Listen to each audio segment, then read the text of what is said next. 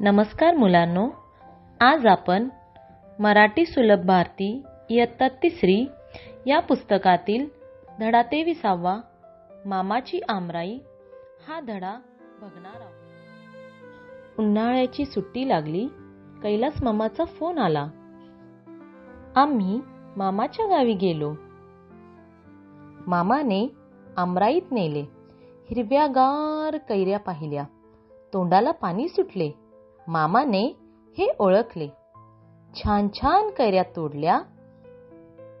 कैऱ्या कापल्या.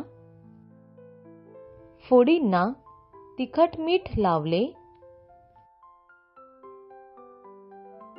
आम्ही आवडीने कैऱ्या खाल्ल्या.